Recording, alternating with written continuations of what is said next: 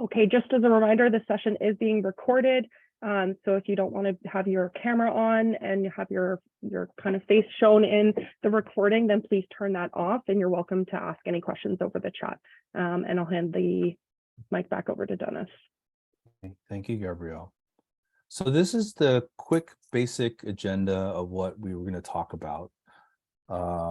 We're going to provide you a little context about the school. I mean, some of this stuff you probably already know by looking through our literature, but since you're coming in as students, we want to kind of provide some context of kind of what you're getting into, kind of what kind of school we are and things like that, and kind of what our focus is.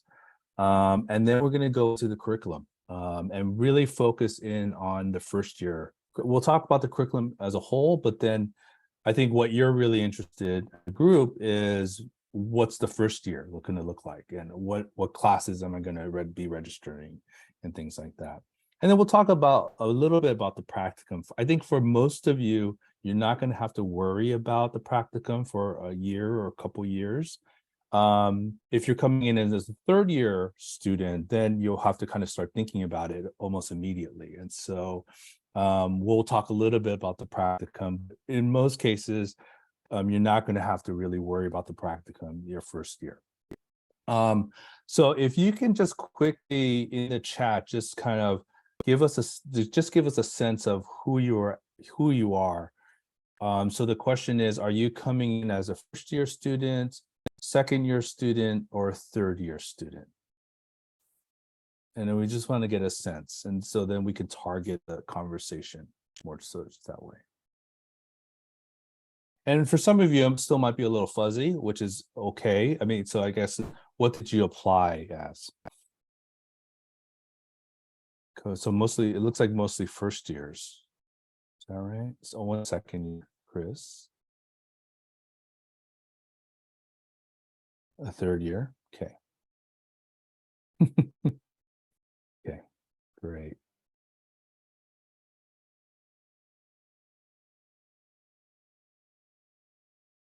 Okay. All right. Okay, so I think we have a good mix, right? So we'll try to kind of gear the conversation, hopefully so it's applicable to each of you. All right. And so again, my name is Dennis, and Gabrielle is the undergraduate administrator. All right. Okay, so let's move on to the next slide. So I want to kind of just start off talking about what is social work. I think there are, people come at this for very different reasons. They come, maybe you've come across a social worker at some point in your lives, that a social worker that's helped you and kind of inspire you to go into social work. And for some of you, social work might still be a little bit more amorphous. And I think for good reason, because the social work profession is so broad, right? There's so many things that as you might get a sense of, there's so many things that you can do with social work that it is kind of broad, and it sometimes can be a little overwhelming or confusing. Some of you have a really clear idea what you want to do, and whereas some of you are coming in at this a little bit more in an exploratory kind of fashion. And so I want to kind of just provide this context and kind of start us off kind of on the same page. All right. So a couple of things. So there's this quote that comes from a TED presentation by Anna Shelyet, who talks about social workers as superheroes, right? And I think in some parts, I think we are superheroes, right? Like, we're nice people, we want to help people and things like that, right? There are a lot of people who want to help people in the world. What kind of sets social workers apart is that we are educated professionals, that we receive a certain type of training, and we have a certain type of qualifications and credentials and experiences that lends towards helping people in a certain way as social workers. And so we help people as social workers, which in a different way than maybe doctors, right, than even nurses. And nurses kind of play some of the same roles, but social workers really play a very specific role. And we're also very distinct from other counseling type of professions like psychiatrists, clinical psychologists, marriage and family counselors, youth counselors, things like that, right? And so the social work profession is a very distinct kind of profession that is almost, even though we do a lot of things that are similar to other people in helping professions, we also have a very distinct kind of set of values and focus and frameworks that really kind of sets us apart, right? And we're educated in that, right? And the BSW program is one of the gateways into the social work program. Because we're a profession, the education is very standardized across the board. And so one of the gateways is to get a BSW degree. And you also know that social workers work with a number of different types of clients, and ranging from individuals to communities, to organizations, to families. This is the definition from the Ontario College of Social Workers and Social Service Workers, which we have to be registered here in Ontario to be called a social worker, to take a social work position, right? And so we work with a broad range of types of clients. We also do policy work, we do community work, we do counseling, mental health therapy, we do case management, we do program administration. So we do a number of different things. But one of the things that kind of all social workers kind of do and how they engage in this work is through this process of assessment, diagnosis, treatment, and evaluation. This process cuts across all the different types of social work that are out there. So if you're doing policy work, you first have to assess what the problem is. You diagnose and find out some of the facts that might be contributing to that problem. Then the treatment is the policy intervention. And then once you implement that, you evaluate. Same with you're working with an individual or family. You assess, you diagnose, etc. Okay. The School of Social Work. Next slide, please. I think.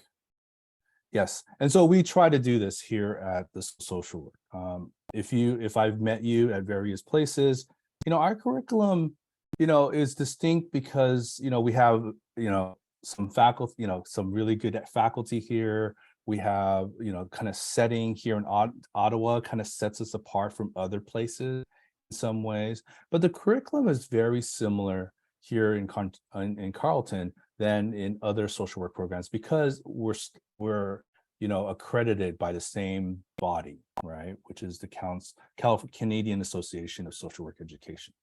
But we're all kind of dedicated to our key mission is really competent and accountable social workers and advocates for progressive social change. And some of the values that sets us apart from maybe psychologists are things like, we're interested in progressive social change. We're interested in promoting social justice and things like that. Okay, next slide. And I'm going to get into the nitty-gritty in a minute. And the final thing is this, we are probably dominant framework here at the School of Social Work is this structural approach. And it's very similar to other frameworks, but the main thing is that, individual problems really aren't just individual based. They're really they're impacted by a broad set of systems and contexts. So economics, social values, educational systems, the healthcare system, the environment, all of these kind of influence us. And so as social workers, we try to intervene. And that's one of the reasons why we intervene at various levels. All right. Okay, now let's get into kind of the nitty-gritty. So you are going to be at one of about 350 students, and you can kind of get a sense of how many students are in each year. And your program, so regardless of whether you're coming in as a first year, second year, or third year, one way to kind of think about your program is the first half of it, it's going to be kind of your foundation year, where you're going to be taking kind of the more general courses. intro to social welfare, intro to social work. You're going to be taking some of the theory courses like structural analysis and political economy and values and ethics. And then you're going to be taking kind of these more generalist kind of practice courses, introduction to practice with individuals and families, etc. And then the latter half or the second half of your program is you can kind of think about it as your advance. So once you got the foundation part, now you can start to specialize. So if you're interested in working specifically with individuals, we have an advanced social work practice course. If you're interested in policy work, we have a set of policy courses you can take to bolster your policy skills. That's really when you also start delving into the populations you're interested in. And so we have a population course that you need to take, ranging from persons with disabilities, racialized groups, poverty, to immigration, gender, sexuality, drug addiction, etc.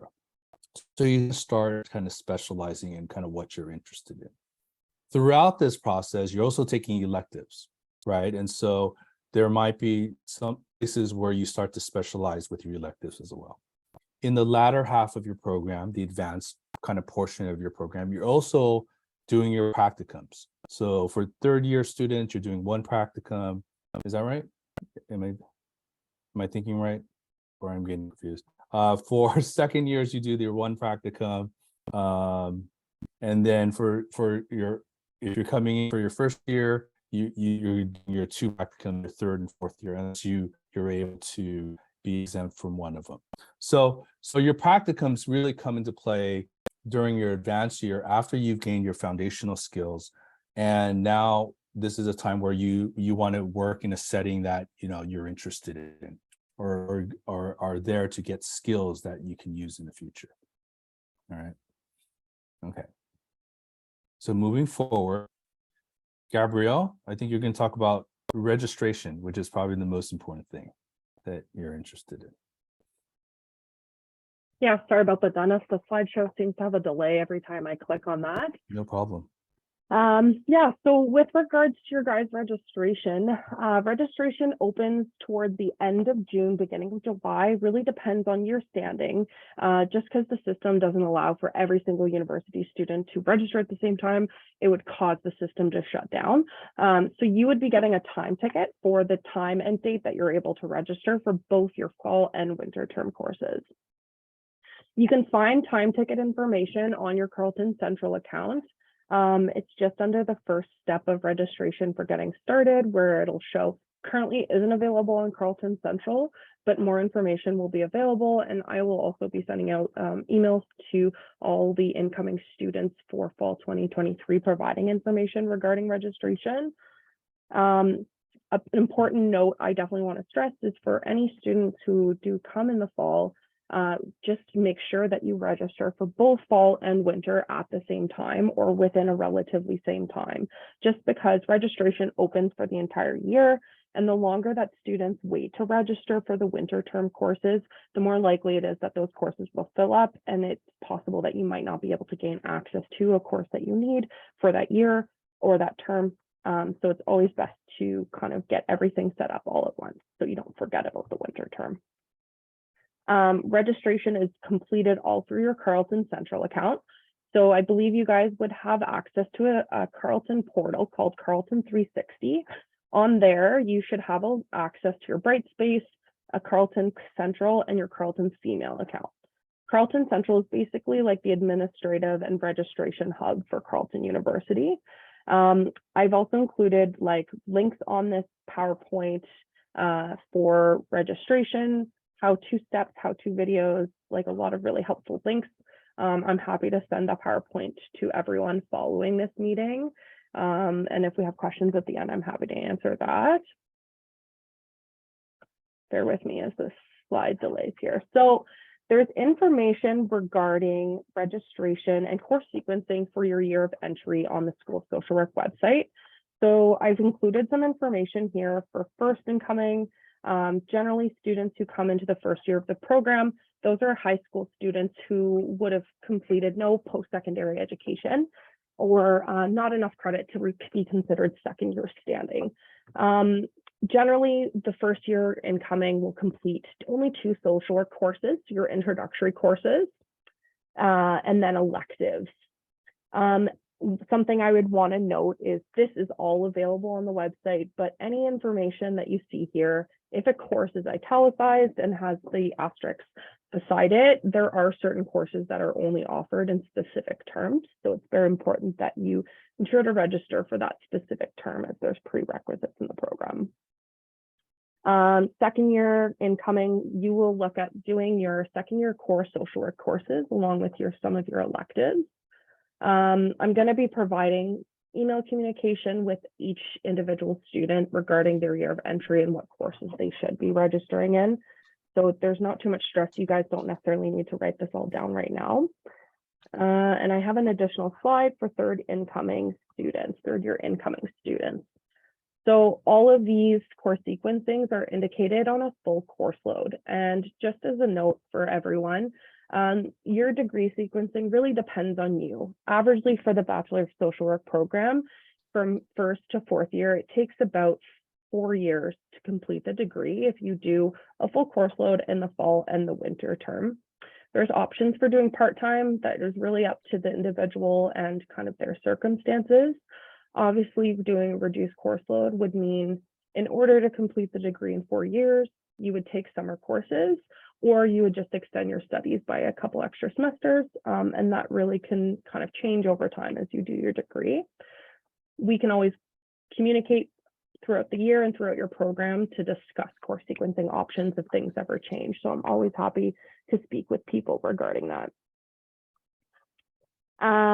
There's going to be some additional support. So once registration opens for you guys in the summertime, I'm going to be offering an online drop-in office hours for individuals to come in and ask questions regarding their registration.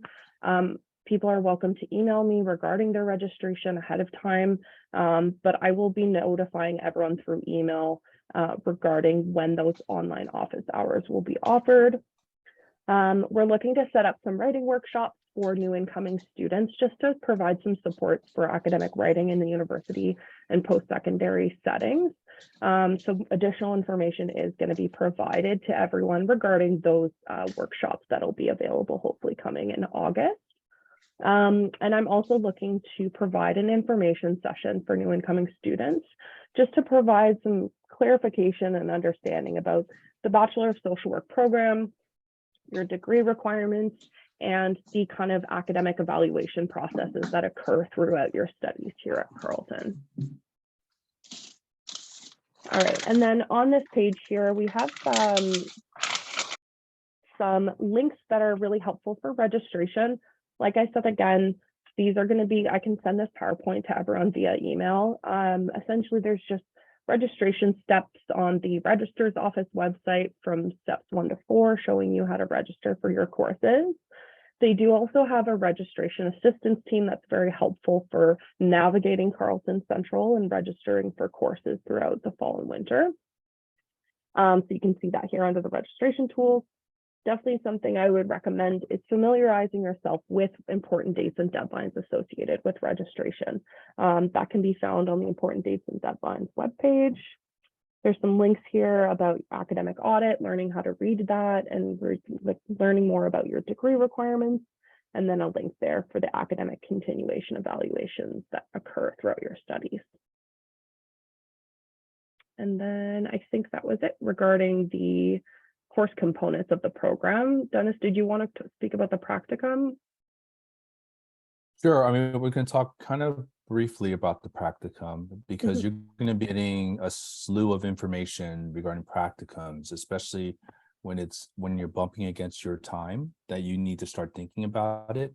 So practicums, there's generally 2 practicums, unless you're a third-year student or an incoming student with a college diploma and you did a practicum during your college program. You'll also be doing 1 practicum here at Carleton.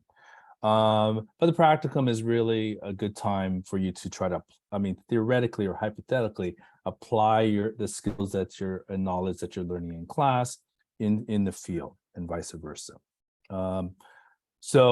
There's a question I just saw in the chat in regards, when do you only need one practicum? So there's a couple of things. So third year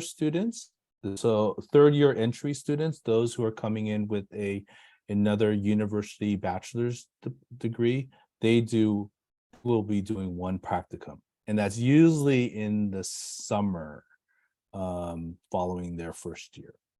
Following their year, I think, right? Or maybe the second year, during their second year, fourth year. Yeah. In regards to the practicum? Yeah.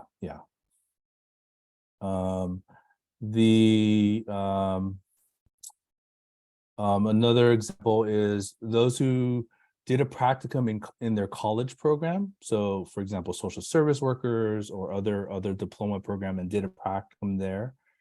In most cases, that will automatically transfer to being a practicum here. It's a little cleaner if you come from a social service worker diploma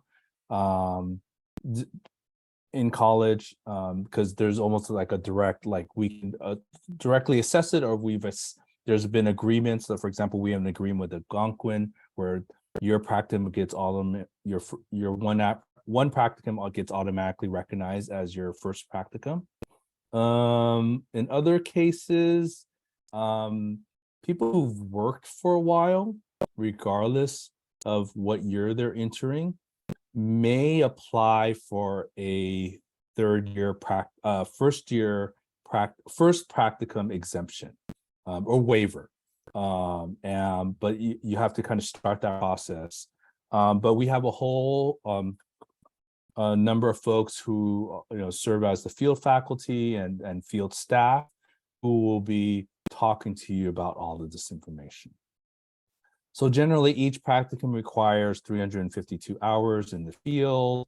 If you go to the next slide, we are continually trying to, update the list of potential partners. As you can imagine, it's very fluid. Sometimes agencies aren't, they may not need an intern 1 year versus the previous year. But we're continually trying to also improve the types of places that students can be at. And so the next slide, Gabrielle, will just give you just an example of some of the places.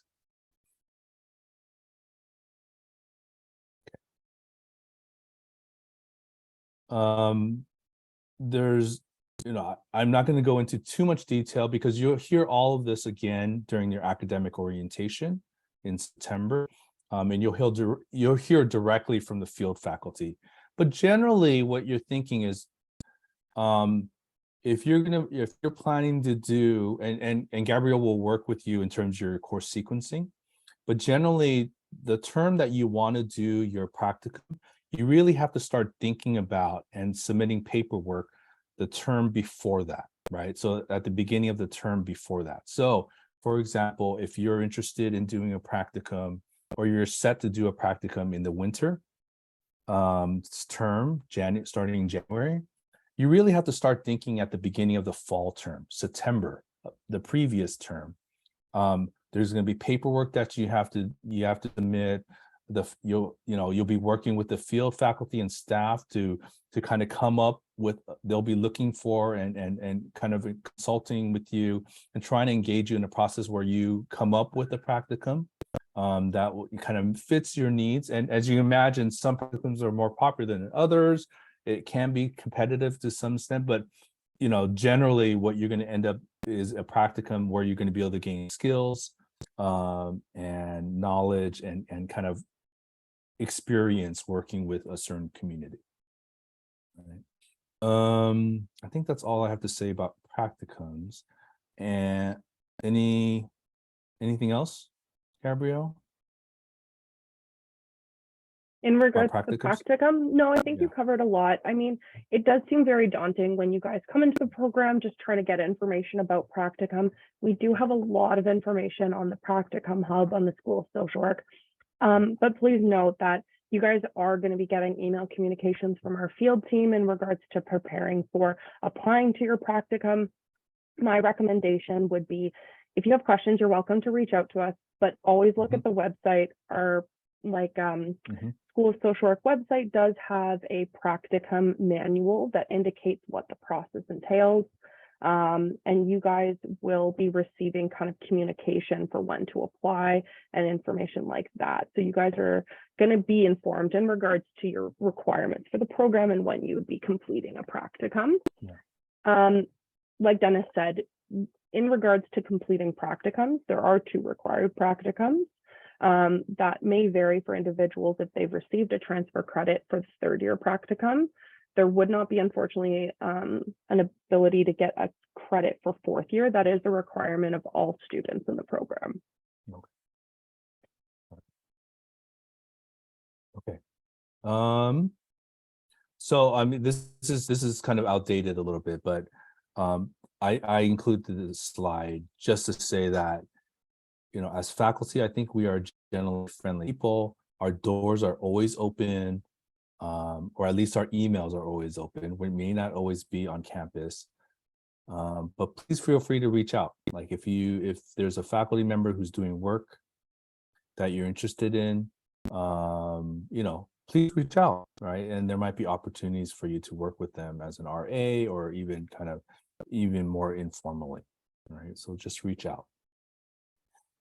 That also applies like if you're taking a class with any of us, as well as any contract instructors who are people who we draw from the field to come in and lend their experience and skills in the classroom and to teach certain courses. You know, if there are issues and or things like that come up, please reach out and talk to us. And you know, we're always, because first and foremost, we're all social work, most of us, but a lot of us are social workers to start. And so please talk to us and take the opportunity of being here at the school, right? And hopefully there'll be a number of things that you can do. And I think there's a lot of opportunities for folks, but part of it is you have to just kind of reach out. All right. Next slide. These are just some of the things that we kind of work on.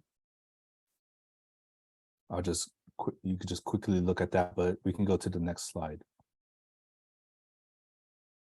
So a couple of things. There is a student society that is made up of students just like yourselves, your peers, who are organized and try to support each other. And we as faculty and staff, we work with students through the student society. One of the things we do is to try to, you know, often raise kind of some of the concerns that they're hearing from students. And there's a number of kind of spaces and opportunities to serve and participate with kind of the social work school. And a lot of those avenues are through the student society. So look them up, get in contact with them. They'll have a number of meetings and kind of meetups in the fall, probably. They'll be at the academic orientation, so you'll get the chance to meet them as well. But take advantage of that. I think they're there for you to support you as a student going through the program. Let's see. Next slide. All right. So these are, you'll notice that my contact is not there. But please feel free to look up my contact if you have any questions. I think we're going to be in a little bit of transition. So I'm currently the faculty member serving as the undergraduate program supervisor, but starting July, Professor Brenda Morris will be taking over as supervisor, and I'll be serving kind of, you know, I'll be there to help with the transition, but she'll be kind of the main contact. But really the most important person is really at the top of the list, is Gabrielle. And you will be getting, so if there's any emails that you know, you're going to be getting a lot of emails from the school, you know, you're going to be inundated from what I hear. But do not ignore emails from Gabrielle. Do not ignore emails from Emmy or Vanessa. And you can ignore my emails generally, but definitely those 3 people, do not ignore their emails.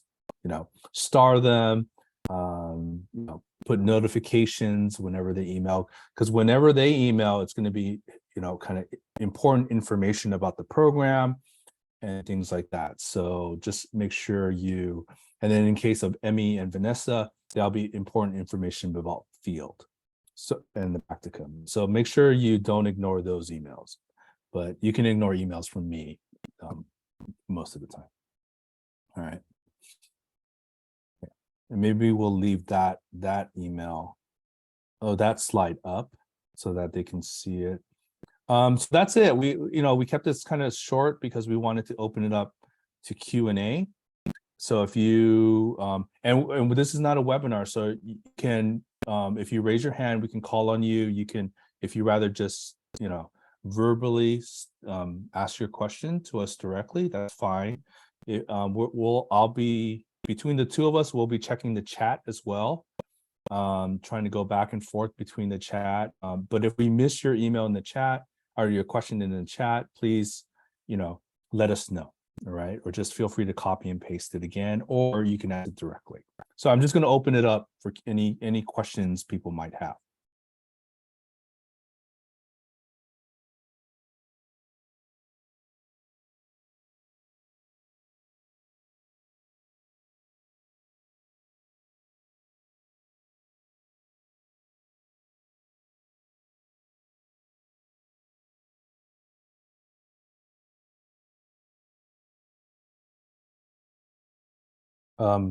Justina? Yeah, I Go think ahead. Dennis, I think I dropped a message on the chat and I asked, I've done placement 3 times at Algonquin. I did them in the second semester, the third semester, and the fourth semester. Mhm. So do I still need to do same, or I'm just entitled to do just one? Wait, can you repeat the question, Justina? I'm sorry. Now, yeah, when I started with Algonquin, I've done 3 placements, the second year, the second semester, the third semester, and the fourth semester. That makes it 3 placements now. So when coming to Carleton, do I still need to do same, or I'm entitled to just one? Is that through your, like a diploma? Was that at college? Yes, yes. Okay. So, and this was a That's social one service. question. Was that a social service worker? Yes, program? yes. Okay. Yes. So we would be able, I mean, I think the course transfer will probably, it will apply to one of your practicums, and it'll waive you out of the first practicum, your 3rd year practicum. But as part of the BSW program, you're still going to have to do at least one practicum as part of the BSW program. Okay. And so probably your 4th year practicum. Okay. Then another question is, I'm supposed to graduate in August. Mm-hmm. So what do I do? Because I've not completed my course with Algonquin. I have just 2 courses left. So do I still need to hold on? Because I called admissions and I was asked to hold on till the middle or towards the ending of August to submit everything. Yeah. Well, you have to finish those courses. Yeah, no, I know. I'm going back on Monday. Yeah. So make sure you finish those courses. I don't think it's gonna be a problem. I don't know, maybe Gabrielle Okay, thank you. has more thoughtful answer to that. Okay. I think it's just gonna be the way it is, right? So your offer will still exist, right? You can still, your offer to come to Carleton still exists. I don't think it expires because you're going to take the summer to finish. I think we'll just have to, I think just so as soon as you finish the courses, as soon as you can get your transcripts sent over from Algonquin, I mean, obviously those things kind of take some time. But I don't, I think if this is something that's happening across the board, I don't see it as a big problem. Okay. Yeah, So maybe just to clarify, Justina, so as an individual completing the social service worker diploma at Algonquin, generally, if you're still completing that throughout the summer, you probably would have received a conditional offer for the Bachelor of Social Work program, dependent on I did. completing. Yeah, so it would be dependent on completing the social service work diploma at Algonquin. So once you've completed your courses, you would essentially provide admissions with your final transcript showing your completion of the social service worker diploma, and that's where your offer may change in regards to like going from conditional to a final offer, and then they can indicate your accurate year standing. Generally, students who complete the social service worker diploma who have a GPA of 3.0 or higher receive a certain amount of transfer credits to be considered second year standing, and the practicums you complete within the Algonquin program would exempt from the third year practicum in the Bachelor of Social Work at Carleton. However, students are, as Dennis said, required to complete at least one practicum, and the fourth year practicum is what you would be required to complete in order to be eligible to graduate from the BSW program. Does that answer your question? Sure did. Thank you so much. No But problem. just make sure you finish though. Right? I will. All right. Jalen? Hi, so I should have two questions. Sure. So first one was, once you receive your entrance scholarship, can it go down? So I'm just a first year student, so I'm just curious about if my grades like drop over exam season or whatever. So I can probably answer that question, Dennis. In regards to like an offer for scholarships and bursaries, I would definitely recommend reaching out to the awards and financial aid office, just because that's not our area of expertise. So they would probably have more information in regards to any impacts depending on what your grades are. Right. So what you could always do is just Google awards and financial aid Carleton and then contact them for more information. Okay. And then this one might also be one that you guys are kind of unsure about, but do you know when the residence information form opens? That I can try looking up online. Yeah, like so like any big institution, we operate in silos. So we have nothing to do with residential Yeah. stuff. So when I say don't ignore emails, from the school, just don't ignore ours because that pertains to the program. But definitely, look, keep your eye out on in terms of residential stuff when that starts.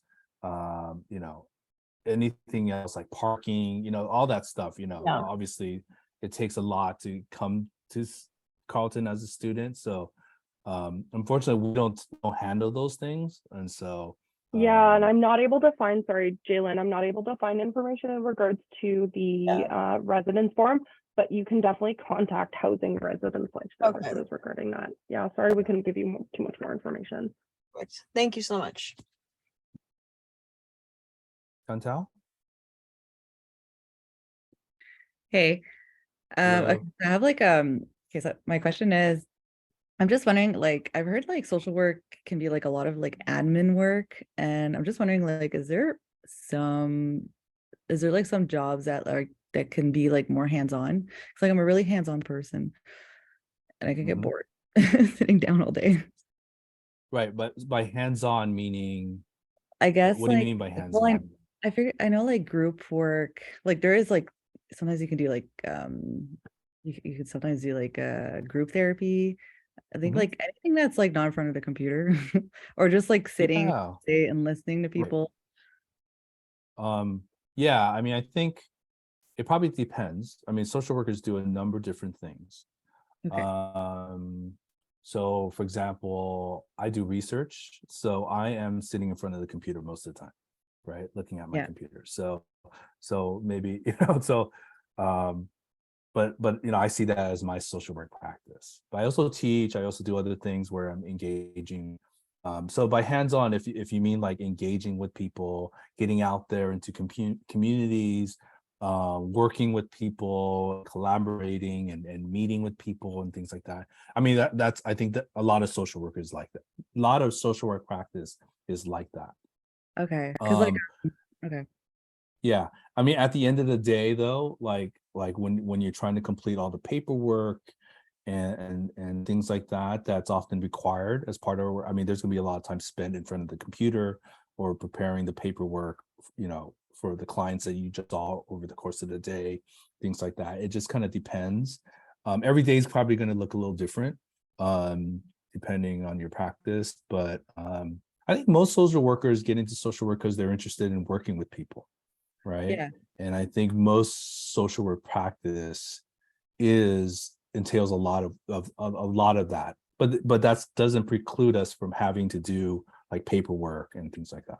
Yeah, of course. Like you have to fill out like your assessment, like everything. Like Yeah. all Yeah. your, Especially notes. if you work like for government, like if you work at a place that has government contract and things like that, then those often require a lot of paperwork done as Yeah. part of their protocols, and so as part of the procedures. So that's part of the work. But most of us are more. I mean, obviously that's just a side thing, right? Like what we're really interested in is engaging with people, whoever our clients are. Okay, because like I'm gonna be like, cause like I just finished studying a special care counseling, so special educator. Mhm. It's really hands-on and you're helping people. So Yep. like I was like Yep. afraid of if I continue in social work and it's just more sitting down and listening to one-on-one or like, well, that's okay, but like yeah, I Mhm. need to move. So, but it's good to know because I know like a child well, I forgot the name, but when you go to the children's homes, like I know that's like you move around. So okay, that's good to know. Yeah. Like there's options. I Yeah. know there's some jobs that you don't as much, but Right. I mean, we're out there engaging with people, but I think a lot of it is sitting down though. So I don't, yeah, like we're sitting down in meetings, we're sitting down in front of people and things like that. So if sitting down is the issue, then maybe social work might not be the job for you. where I can like stand up during the meetings. Yeah, Um I mean, yeah, like, yeah, but as you can imagine, a lot of our meetings, a lot of our yeah. sessions with clients and things like that, we're often sitting around the table or something like that. So, So would you say um, it's like 70% sitting and like 3% moving or most of us work in sitting offices or too, work? so I Okay. think that's probably part. Like if I'm being honest, I mean, most of us work in offices where we sit, right? And we sit for meetings, we sit at our desk, we sit for lunch, So, um, I think we would probably, most of us are probably, our practice is probably more sedentary than, like, we're not moving around like, park rangers or, marine Yeah. biologists or so. If that's the issue, then I mean, to be honest, we do have a lot of sitting around. Okay. So I figure like it's just depending where you work. Like a youth center. Yes, it probably depends on where you work too, Yeah. right? Yeah. All right. Okay, thank you. And just to give you an example, so I don't have a BSW, but I got my MSW, and I'm originally from California, and so we did a lot of meetings. We would meet with people. I did policy work fresh out of my MSW program, but there were a lot of times where we would go to the state capitol, California, which is in Sacramento. We would walk the halls. We would be talking to people. We would and so there was a lot of walking and getting out like that. We'd be doing protests and things like that. So there's things like that I think are more get you out of the office. But I think a lot of us end up working in offices, right? So I don't think we can get away from just sitting. Okay. But would you say like there's a little bit of half-half? Like a little bit of like moving and then sitting? It probably depends on the job. Okay, yeah, it depends on the job. Okay, thank you. Yeah. I mean, and I think we're doing a lot more sitting now as a result of meeting virtually and with COVID and things like that. So it may be even more so than in the past. Okay, thank you. Okay. Aaron? Yeah, Dennis, I was late joining the meeting, so I was just No wondering problem. what I missed in the first 10-ish minutes or so. I joined, I think Not much, I just me rambling about social work. So okay, not too okay. much. I just didn't know if there's anything important. Thanks. No. All right. Faye? Hi. Hi. Sorry, I have no headphones. Everything's broken. No problem. I can still hear you. Okay. The first thing I wanted to say before my question is, like currently I have a job in harm reduction, and then which is Mhm. also in the social work field. If you're Yep. working with kids with disabilities and stuff, Mhm. this is all like highly practical. It's really the reason I wanted to go back to school and finish something, because I didn't really Right. want to do the highly academic stuff anymore.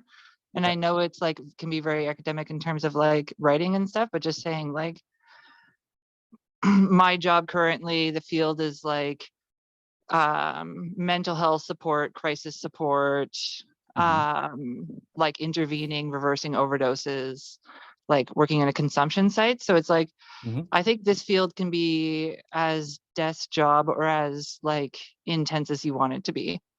Yeah, I agree. Yeah.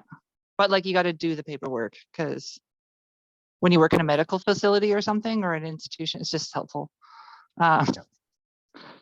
But my question is like, if you have work experience, does it count Mhm. towards, like, could it possibly count towards a practicum, Yeah. or It could. It do you could. have an option to go either way? So there is option where you can apply to be waived from your third year practicum if you come in with work experience. There's an application, there's a form you fill out, and there's a process where that gets determined to whether it counts to the amount or the equivalence of a third year practicum. So you Oh, can okay. go through that process. But I think we also have students who come in and, I think the practicums also serve another, an opportunity to work in another setting, maybe, or gain some experiences. And so we have people who work and could probably qualify to be, waived the third year practicum, but decide they want to go forward with the third year practicum because they want to get that extra, different experiences, right? So but the option's totally up to you, whether it's whatever. But in either in the former former case where you want to try to apply, start that process early. Oh, okay. Once you get, start that process and, talk to the field faculty, get that process going. So then you can get that kind of rolling as soon as possible. Oh, okay. Yeah, because I was kind of thinking about it where I'm like now thinking about deciding whether or not, because I wasn't even thinking about it before, but just deciding Mhm. whether or not to do one or two and like the Yeah. benefit of either one. Because Yeah. I find like having worked like in just a few different places and like working with other Mhm. agencies, just getting to know like the lay of the land and like Right. what different agencies do, what CMHA does. Yeah, exactly. Yeah, A would be third like option, Faye, interesting to explore. a third option, Faye, Yeah. is in some cases you might be able to apply to do your practicum, one of your practicums at your place of work. So that's another Yeah. option. And so Yeah, you I can know. that again, that's another application process you have to kind of go through. Yeah. And so start that process early again, Yeah. like, especially the only kind of key kind of point I want to make about that is like you couldn't just like say, oh, I'm working as this and I want to do that as my practicum. You almost have to carve out a very distinct, separate kind of area of work I mean, to I'd love have it to do that. qualified. Like, Have it I'd love to do qualified. that because I'm just like, I wouldn't want to go back and do the same kind of work. I would like, Yeah. I'm like, I want to use it as like a way to do more of the work that I want to do, because there's not like a lot of opportunities for growth, like on the front lines. Right. And Right. like Right. the Exactly. way everything's like like the housing situation and opiate crisis, the way it's going so fast and the way everything is expanding so quickly, there's not so many, it's like people trying to fill in frontline spots, not like Yeah.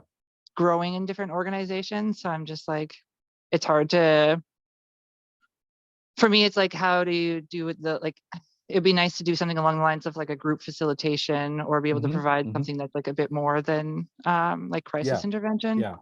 And so you would need like a supervisor aside from your current supervisor to kind Yeah. of provide the social work supervision for you at Yeah. at your place of employment. It would have Okay. to be kind of somewhat distinct, but it's a nice kind of alternative for those who are working in a social service kind of job or position, organization. It's helpful because then you don't have to like go off to another place, for example, and so it can serve as kind of can be kind of more convenient, I think, and maybe practical in some sense. And also I think it gives you an opportunity to be a student in your own organization, right? Like you're probably engaged in the day-to-day work. This will serve as an opportunity to kind of for you to get not only a different type of work at your organization, but give you the space and time to reflect on that work a little bit, right? Oftentimes we're once we get out there and practice, we don't have the opportunity to really reflect on kind of what we're learning, just kind of so inundated with the day-to-day stuff. And the practicum is supposed to be, you're a student first, right? Social work student, and to be able to do a practicum, and then you'll have the field seminar courses where you're with your peers and with a social worker who will help you kind of debrief and kind of reflect on some of the things you're learning in that context. We don't get that opportunity that much as adults, right? And so that's I think it's a nice alternative for maybe one of your practicums. Yeah. I just have one quick last question. I just like because Sure. CMHA is on there. Do you also work with like TI and Wabano? Like do I'm placements not. with? Sorry. Keep on going. You know Wabano? Yeah, I think so. Yeah. Okay. Uh-huh. Okay. I just Yeah, didn't know if they were also yeah. on the list. Yeah, I mean, so that list that I showed was just just a short list. Yeah.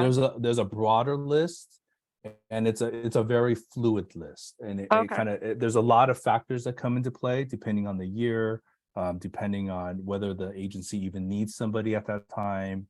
But there's a broad range of organizations that are kind of in the pool that hopefully give students a lot of different options. Okay. Okay. Yeah. I would I'm say, just like, sorry, Faye, I don't mean to no, go interrupt. ahead. No, go ahead. Yeah, I was just going to add on to what Dennis said in regards to practicums. I think it generally would depend on kind of the community partners that we have within that given year, as well as term. That can vary if they require a certain practicum student and kind of which connections we have with agencies out in the community.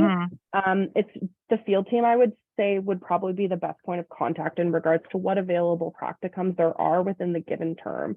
So when you go to apply for your practicum, a part of the practicum application process requires students to indicate like an area of interest or potentially an agency. And then the field team would be able to inform the student if that agency is an available community partner to do a practicum with or not. Yeah, and so they could, whether if it is something that's available, they can connect you if that's a possibility for completing your placement at that specific agency, or provide maybe alternative agencies that may be within kind of a similar area or field. Okay. Yeah. Just because the thing about like the field being so broad that I'm like, if I get stuck behind a desk, my ADHD is going to explode. So my question is like, when do they send out the email for the practicum application process? Or when do Pretty early. But just keep in mind that whatever term you're interested in doing the practicum, think one term ahead of that, right? And that process should really start the term at the beginning of the term before that. So if you're doing a practicum in the fall, you really need to start thinking it kind of in the winter term, and vice versa. So but you'll start getting communications through working with Gabrielle. You'll know your course sequencing and your plan, and so you'll know ahead of time when you're going to try to do your practicum. Yeah, and so you kind of keep an eye on that, and then just keep in mind, and then but the field faculty will be reaching out because they'll know who's kind of entering that phase. So they'll reach out early, but just in your mind, just make sure you kind of keep in mind that the process really has to start at least one term before Oh, the okay. term that you're trying to do, the semester that you're trying to do your practicum. But they send out an email in the next couple months, sort of thing. Yeah, so maybe to Yeah. add on to what Dennis was saying is the field team will do a report to see which students would potentially be eligible. So when you enter into the program, depending on your standing, you would just want to make sure that you're taking the required prerequisites in order to be eligible to do practicum, as well as within that term, depending on your standing, you have to complete a certain amount of get a CGPA requirement to be eligible for practicum. The practicum hub does have that information on their BSW practicum manual with what prerequisite courses you have. That's indicated in the course sequencing information on our website. And then the CGPA and other prerequisite requirements are indicated on the BSW practicum manual. Essentially, sorry, Faye, do you mind sharing with me what year entry you were coming into the BSW program? Third year.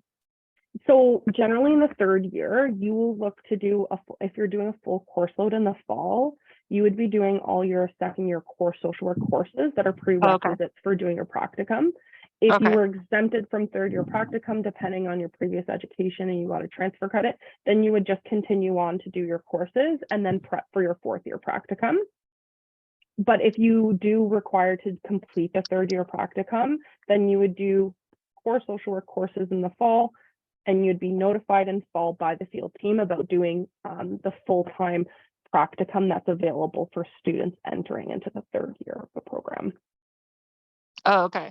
Okay. So it'd be like if I didn't get the exemption, it'd be one semester of 4 courses, a practicum, and then courses and then a practicum?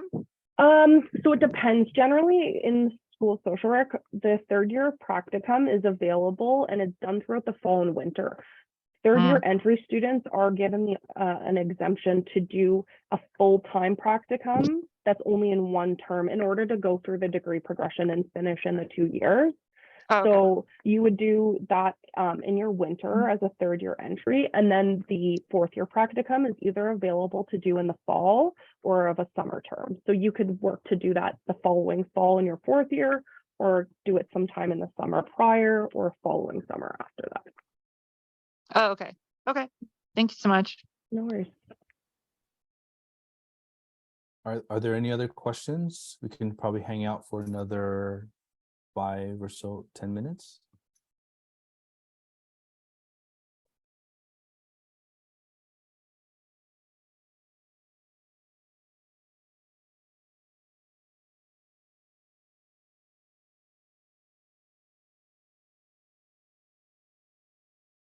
Chantal? So how many practicum we have to do? If I'm a second year student. Second year, as in you're coming in with a college diploma Yeah. and you did a practicum there? Yeah. Well, in special care counseling and Okay. Yeah, I mean, I think you could still apply to get that waived. It won't be automatic, like if you had come from a social service worker, but I think you can apply to get that third practicum waived. okay. Because it was a lot of similar things, but Yeah, there's some similarities. I mean, I think we want you to at least do one practicum in the social work context, right? Because it's also about being socialized into a profession as well. That's a part of it. So, That's but very I limited. think, I mean, it might vary, and I asked it, but generally, I think you can apply. Someone who's done a practicum in a very similar field can apply to get their third practicum waived. Okay, because I did 3, but I did one full-time one. But but it is important to do it because that's where we learn most. But Yeah. okay. Just so usually you do 2. Usually it's 2. Usually it's 2, yeah. If you were coming in fresh out of high school into a 4-year BSW program, coming in your first year, yeah, you would be expected to do two in your one in your third and one in your fourth year.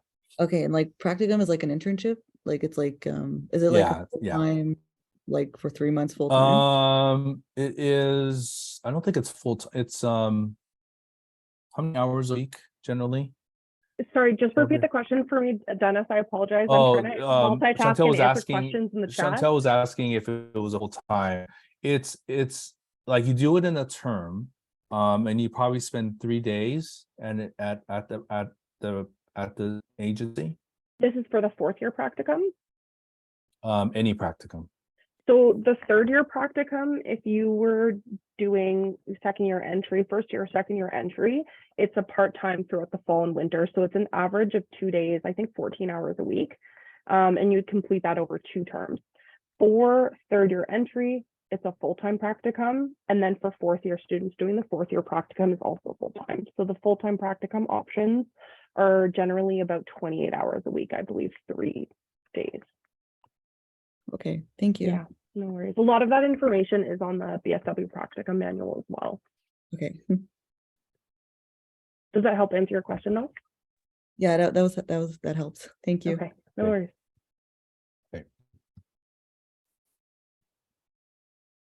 Christina, again? I think I got lost somewhere. Like Okay. I said earlier, I said I've done, you Mhm. call it practical, we call it placement.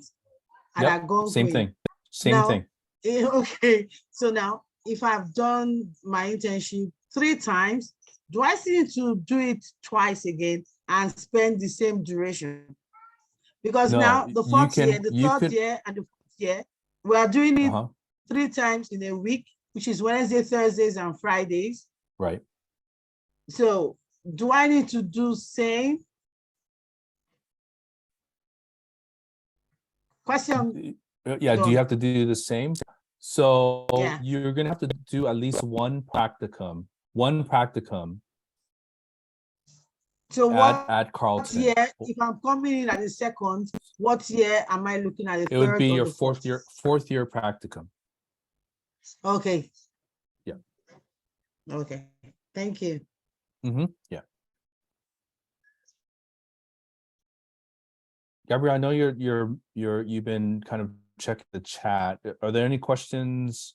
It might be Yeah. easier to I kind of can see express some verbally. questions for sure. I think it might be helpful, and what we can do, guys, just because we are approaching a little after 5.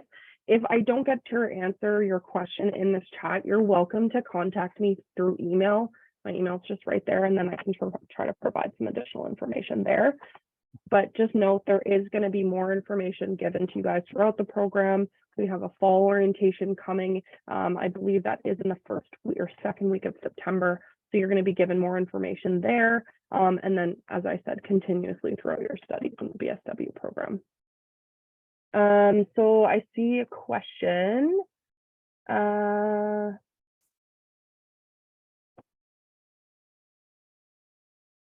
So I think, Amanda, you asked a question about the recording. So what we'll do most likely is we're going to share the recording on our YouTube page, and then I can provide the PowerPoint and link for the YouTube recording over email to everyone who's attended, or individuals who also haven't attended as well. Chantel? I have one last quick question. Like, is Carleton like more like an English university, or is it like half like Ottawa U, or is it like, is there like a lot of like bilingual students? We teach in English here at Carleton. So I think the way we often frame it is Ottawa is their programs in French, right? And so if I encounter somebody who's interested in doing social work in French, right? I think, go to U Ottawa, right? Because you want to learn the skills and the knowledge in that language. I think it's a lot more transferable, easier to transfer across in real settings. But we teach in English. I think we are trying to figure out how to approach the Francophone piece. as a program, but all the programs here at Carleton are in English. Okay, I was just curious, like there's like Yeah. if you've met like a lot of bilingual students coming. I mean, I imagine there are a lot of people who are bilingual, or like but all of our classes are in English. Yeah. Okay, thank you. Any other questions? Sorry, I haven't been able to check the chat. So if there's if there's any pressing questions somebody want to ask, maybe one or two more questions. If somebody wants to ask it verbally, we can address it right on the spot.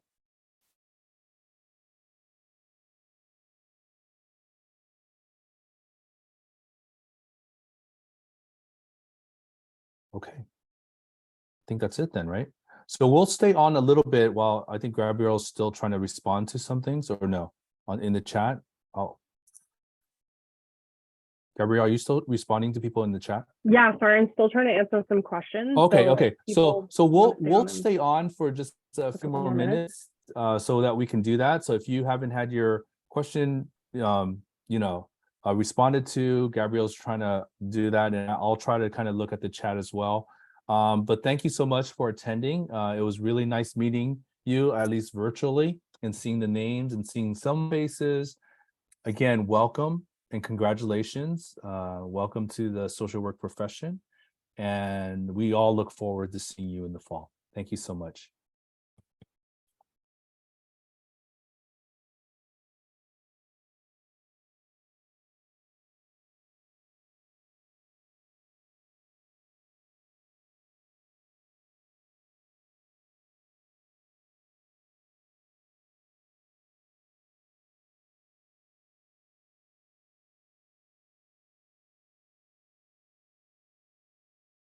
So Emma, did you get your question or questions responded?